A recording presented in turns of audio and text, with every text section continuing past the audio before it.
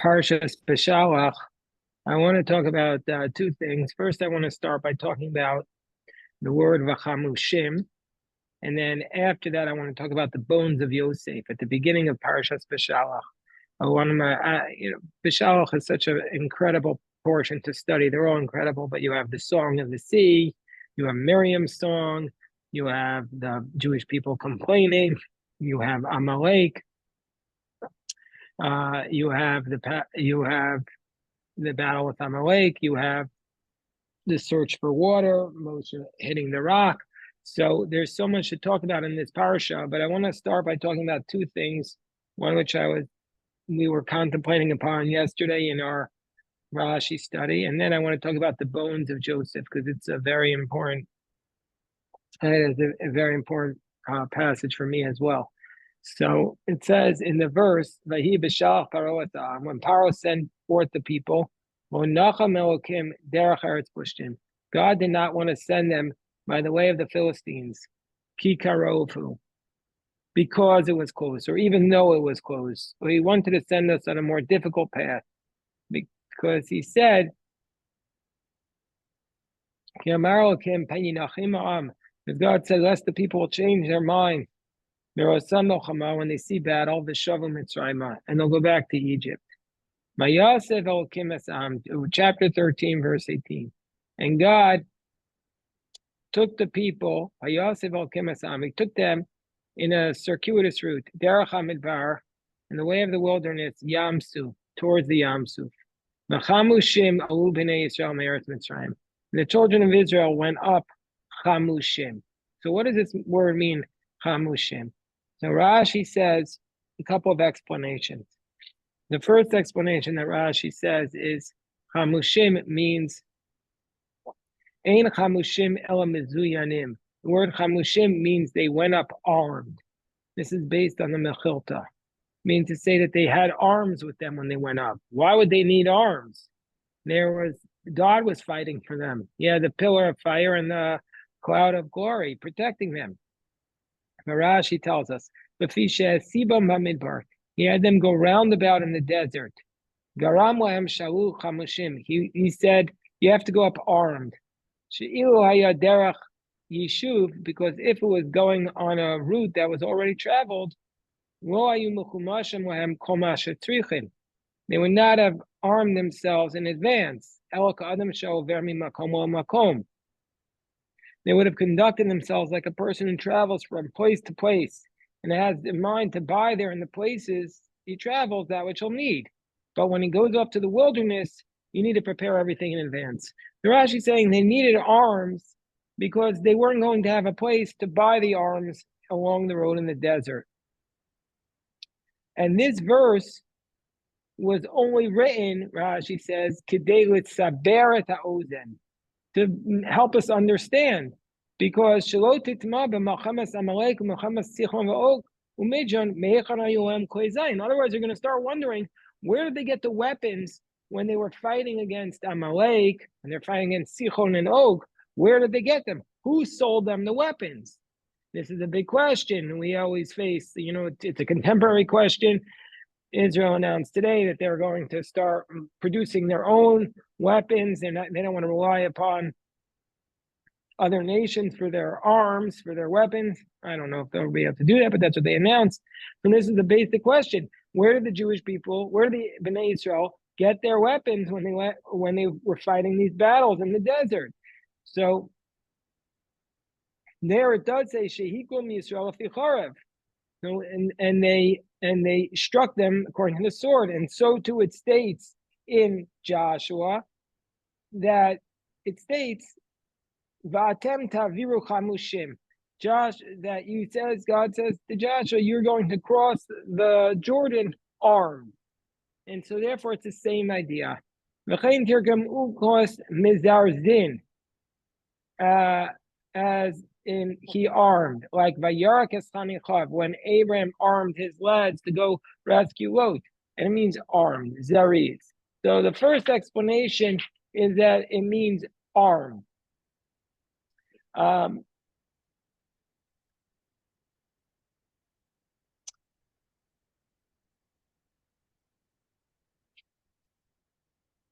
there's the Midrash tells us that God did not want to take them by the way of the Philistines because he was worried that they would turn around. Why? Because that there were people who had tried to leave Egypt and they were slaughtered by the Philistines.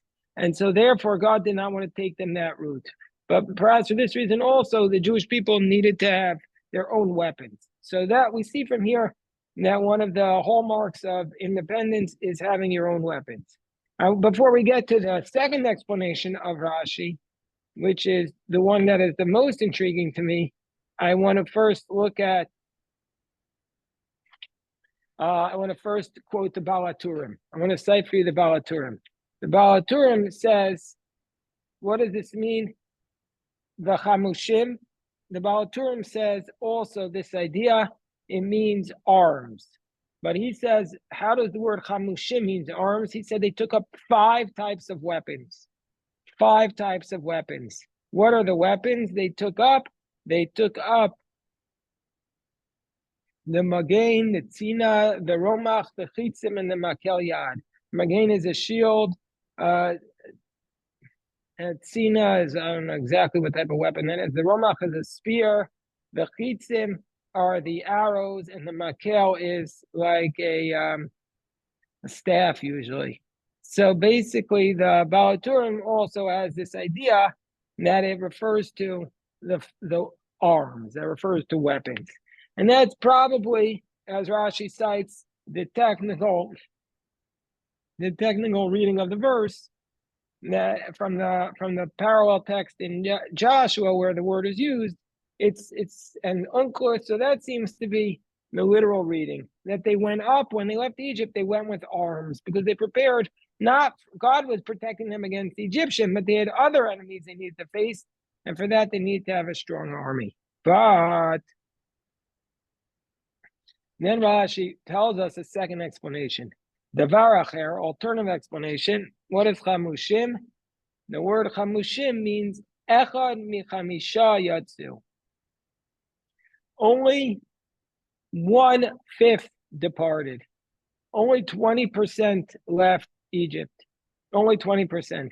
V'arba chalakim mesu b'shloshes yimei afela.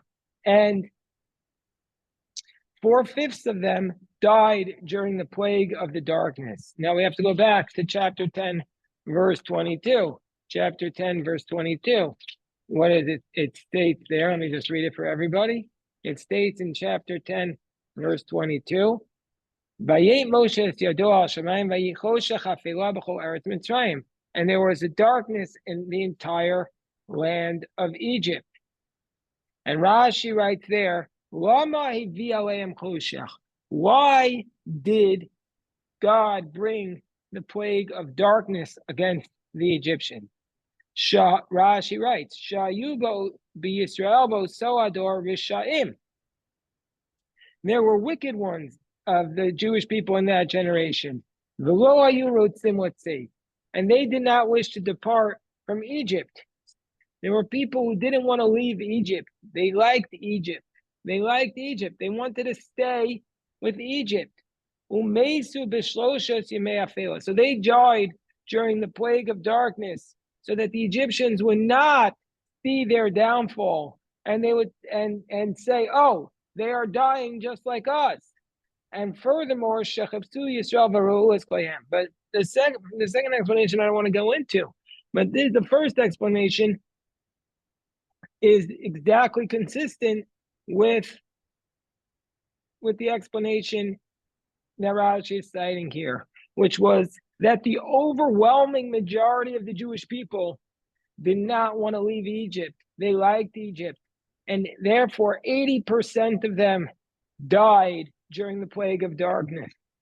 Now, I was thinking that it doesn't mean that they literally died.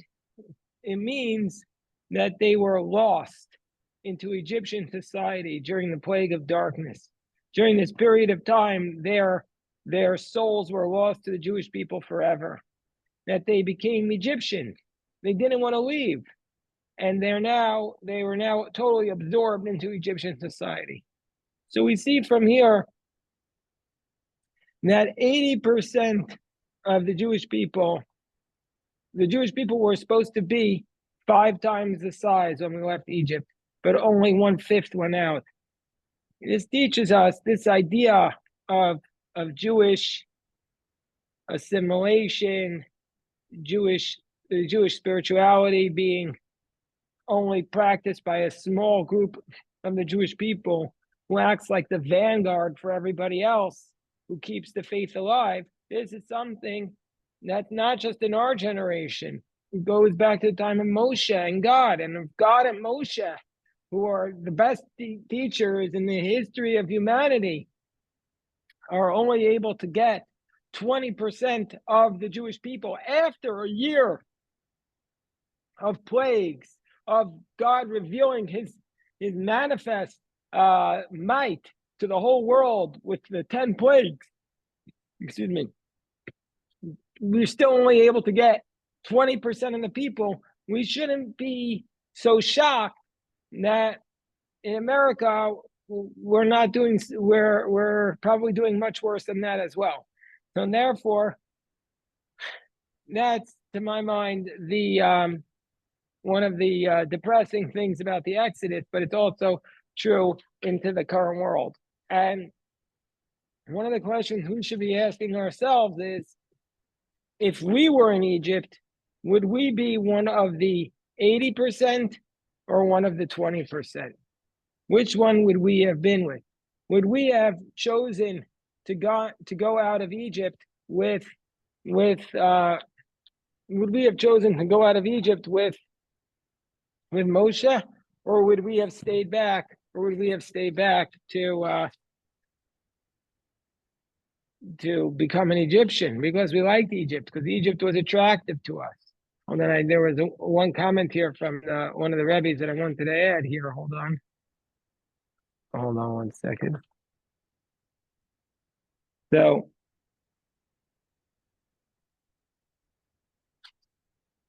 okay. So let me share some of the commentaries on this before we go on to the bones of Yosef. So there's a few commentaries. First of all, the commentary of the Chozeh Milublin, who was a descendant of Rebbe Elimelech. He says, why did the Jewish people need weapons, and when did they use them? It says in the Torah that Bnei Israel cried out to God, and then he helped them and and it also says that God says, meaning to say that I saved them from the Amorites with my prayers. So therefore, the Chozeh Milublin says they didn't have real weapons. Now, what are the weapons of the Jewish people? These are the prayers and the requests. These are the weapons of the Jewish people, our prayers. This was the classic explanation of a diaspora Jew. The Chozeh Milublin, living in the 19th century in Poland, couldn't have imagined a army like the IDF, where there was, one of the most powerful armies in the world.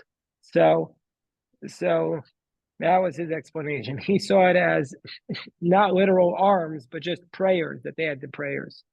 But the Shari Simcha says that, he says on this comment of Rashi, that only 1/5 went out and 4/5 died during the 3 days of darkness.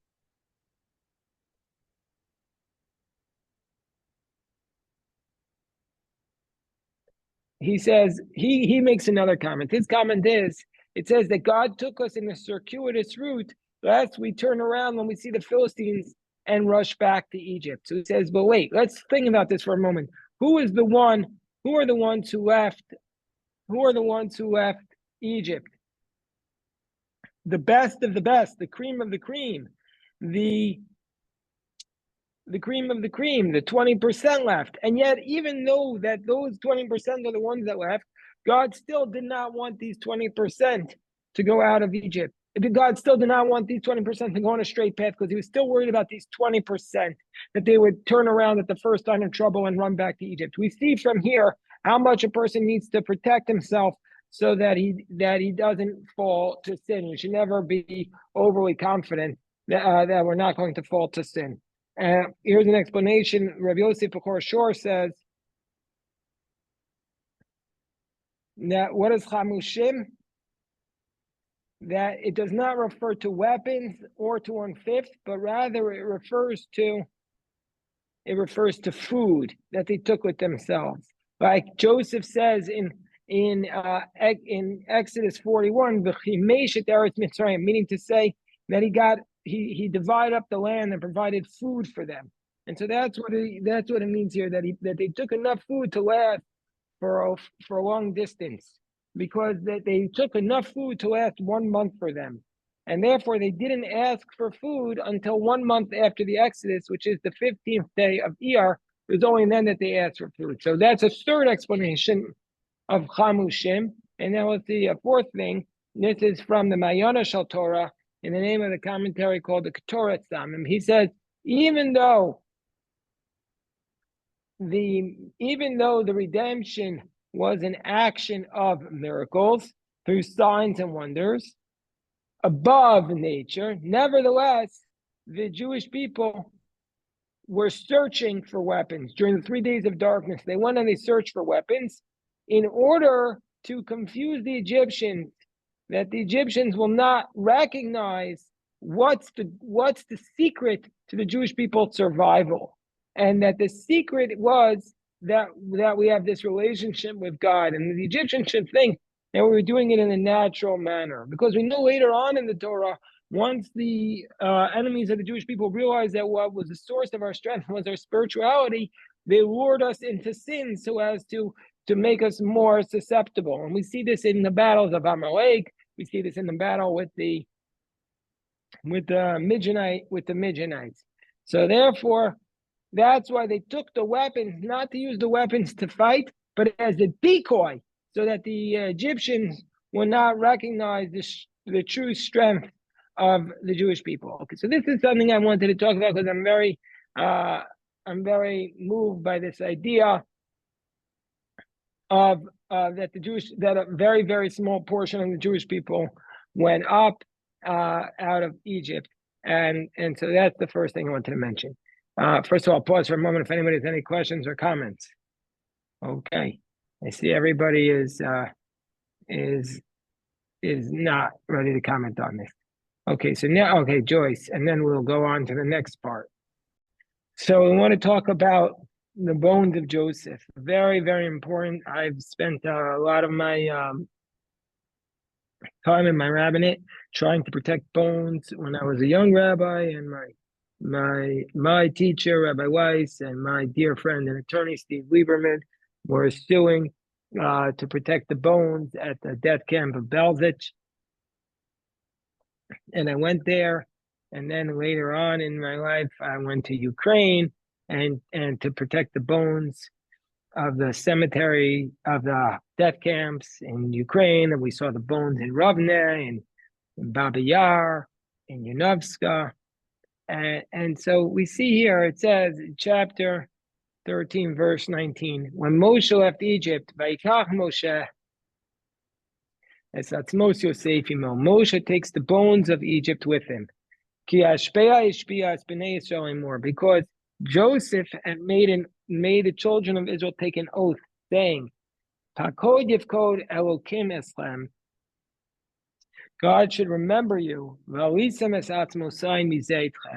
and you shall, when God remembers you, you will take up my bones from here with you. Rashi says, first of all, it was all of the tribes. He made his brothers take this oath so that all the bones of all the tribes, all the sons of Jacob went up. So, and why did Joseph not make his sons take him out immediately to the land of Canaan like Jacob? So Rashi says, Joseph said, I was the ruler over Egypt, and I still wasn't sure whether I could do it. But my children, the Egyptians, won't let you do this. Therefore, he made them take an oath when they go up to take the bones. So here I want to first go to what Rabbi Soloveitchik says, and then I got the commentary of the Lubavitcher Rebbe on this. Some beautiful explanations about the bones. Yes. Hold on. I see Bruce or April. Yes, my friends. So Rabbi Soloveitchik discusses the bones of Joseph, and I found this to be a very moving description of why it was so important. Rabbi Soloveitchik says, on the night the Jews were ready for their triumphant exodus from Egypt, Midrash says that Moshe couldn't leave. He was searching for Joseph's coffin. He had to actually write the name of God and throw it into the water, and that caused the bones to come up. Meaning to say, it's like sometimes you see in a movie, like everybody's running away, and a person goes back for something, and you're like, what are you doing? We need to go. And Moshe was running back. It's like, we're not leaving without the bones. Bones. It's bones. We're not leaving without the bones. So what Rabbi Soloveitchik said, I'll read what he says and I'll translate what it means to me. In this way, Moshe acknowledged the importance of Joseph and his spiritual mission as the paragon of Jewish commitment in exile. Joseph had demonstrated that one could identify as a Jew and act in accordance with the Jewish commandments, both in poverty as a slave and in wealth and royalty as ruler of Egypt. Without his example as a precedent, then they couldn't have endured. So, I mean, to me, it means you can't leave Egypt. You can't leave Egypt without the bones of Joseph, because you have to know where you come from.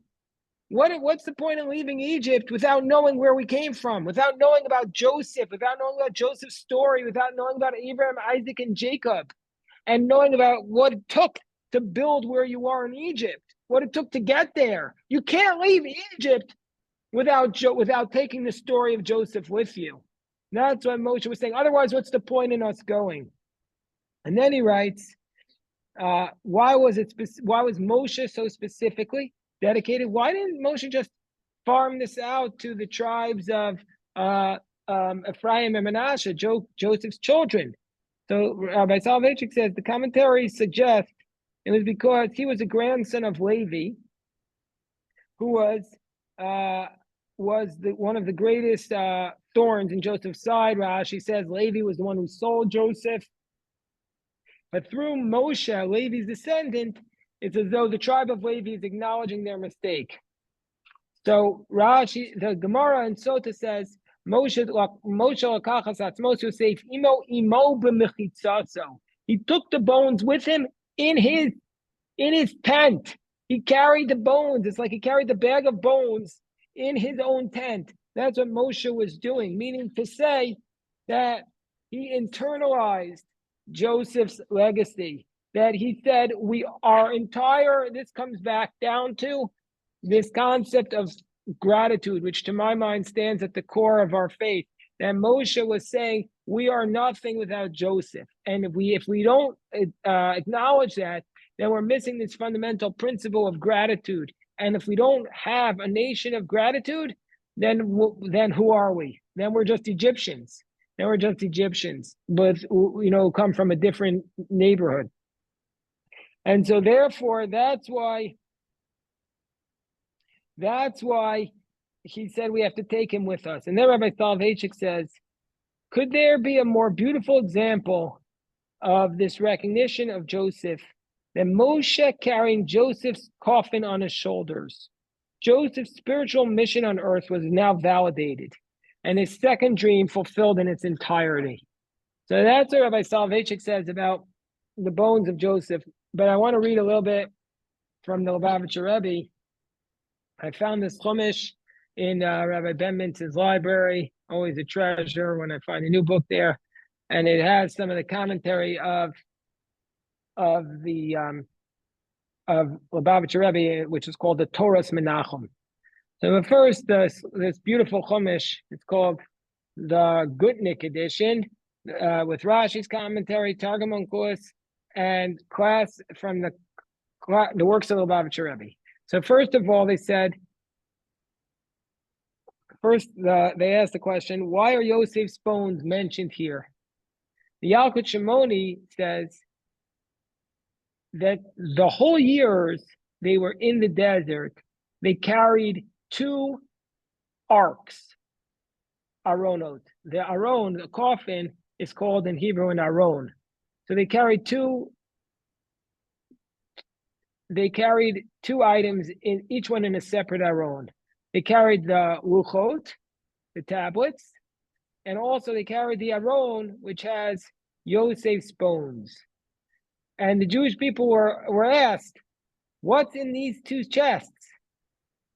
And they would be told, Yosef, the contents of one chest, he kept all the 10 commandments. There's actually a halacha about this, that a person who is a big tzaddik is buried with a Torah scroll that's ready to be buried. And when you bury the Torah scroll that's ready to be buried because it's no longer kosher, you say this person kept this. The one who's in here kept this halacha, kept the Torah.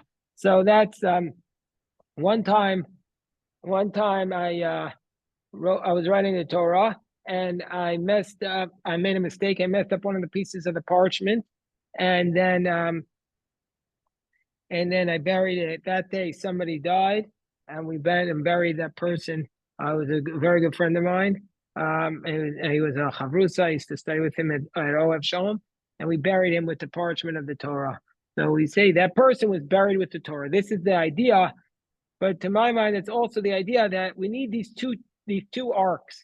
We need the ark of the Torah, which is our guide to the future, and we need the ark of Joseph's bones, which is our guide to the past. Both of them are our guidance. So the Kli Yakar states, going back to the pasuk of V'chamushim, that the Jewish people went up armed. So the Kli Yakar says, what were these arms that we went up with?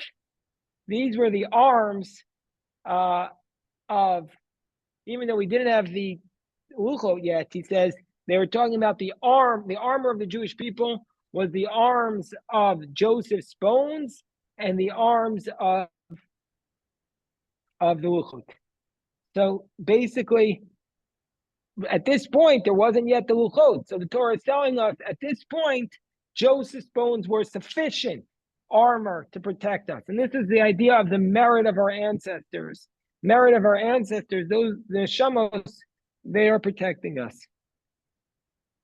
And so the Kli Yakar gives a second explanation that it was Joseph's bones which were necessary to split the sea. So now I wanted to share the commentary of the Lubavitcher Rebbe with that introduction. So he says, first of all, we have to understand deeper the arguments of the Kli Yakar. Kli Yakar gives 2 explanations. One is that the bones of Joseph were sufficient to provide protection, or secondly, that the bones of Joseph were necessary to split the sea. So, first of all, he says there's no indication of the Jewish people transporting the Aron with them here. There was no Aron yet. And number 2, there's no indication that the sea split in the merit of Yosef. So where is the Kli Yakar getting this? So this is what the Rebbe says. When Yosef was born, the Torah says that his mother called his name Yosef. Oh, just one second, Rabbi Yosef. Beautiful name.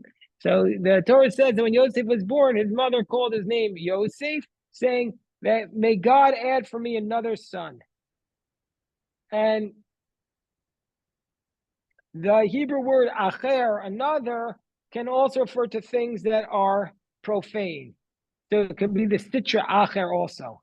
So the pasuk is suggesting the pasuk that Yosef was given the power to transform another into a son.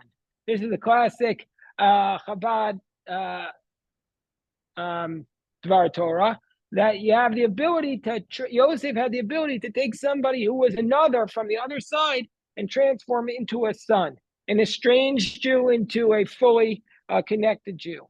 And Yosef was unique amongst the forefathers that he was the only one who lived in a non-Jewish world. And he passed on this ability to his descendants. So this is similar, very, very close to what Rabbi Soloveitchik was saying.